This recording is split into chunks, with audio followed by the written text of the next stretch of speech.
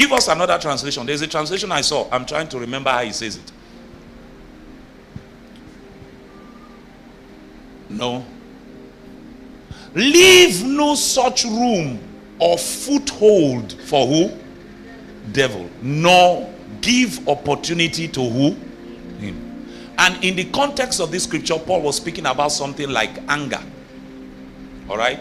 So it means that there are certain things you can do even as a new creation that will give the devil legal access. And one of the things is what we are talking about tonight. They are called ancestral patterns. Ancestral or bloodline patterns or covenants have possibilities to give a foothold. I like the Amplified. It says it's a foothold. A ground where Satan can stand upon to legally exact the negative influence of darkness. It's a foothold. So it means therefore that for ancestral curses, for ancestral oaths, for bloodline patterns and things like that, there must have been somebody who has the legal authority over such a lineage that opened the door to demonic activity. And once that door was opened, the entire lineage was sold to Satan. Until someone rises and confronts that thing will continue to find expression in that bloodline.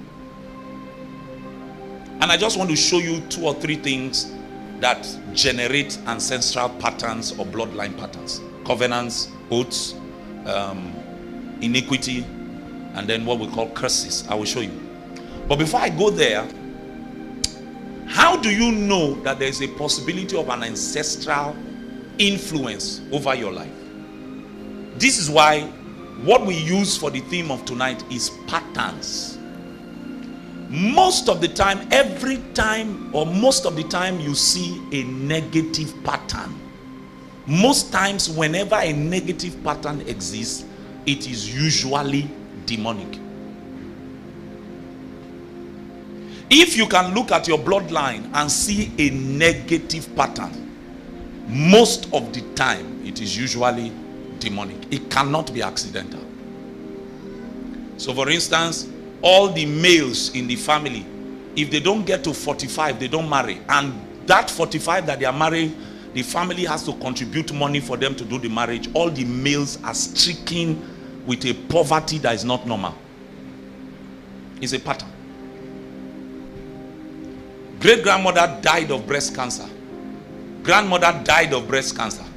Mother now has breast cancer. It is obvious that the daughter is in a position for breast cancer.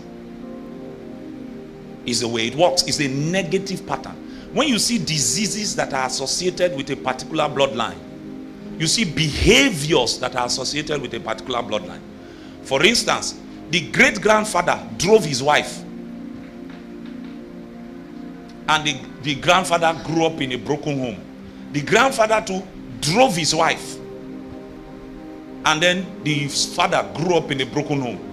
The father himself drove his wife after a while, and now the boy is growing up in a broken home. It's a guarantee he will drive his wife. He may get born again, be speaking in tongues. If he does not confront that matter, he's waiting for him. You know, the thing about Satan is that Satan is not under pressure.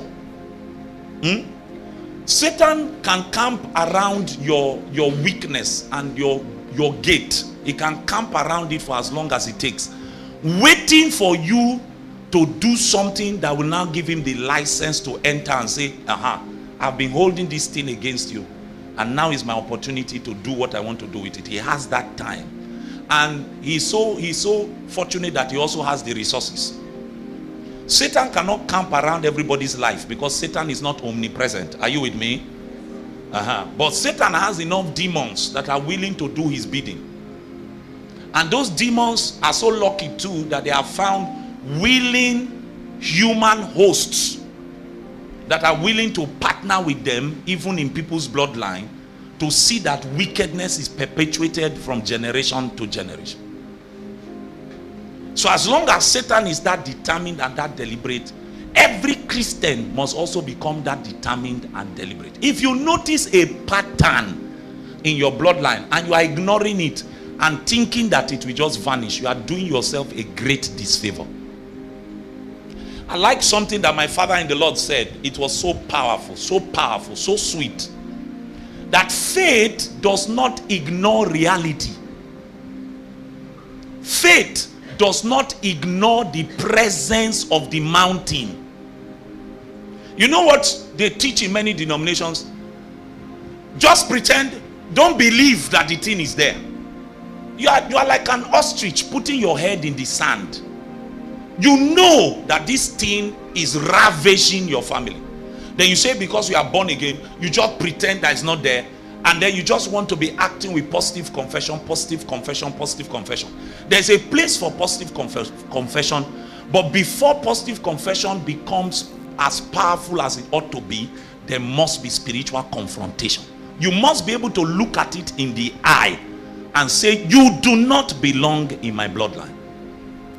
If it was enacted by a man, it means that also a man has the authority to bring it to an end.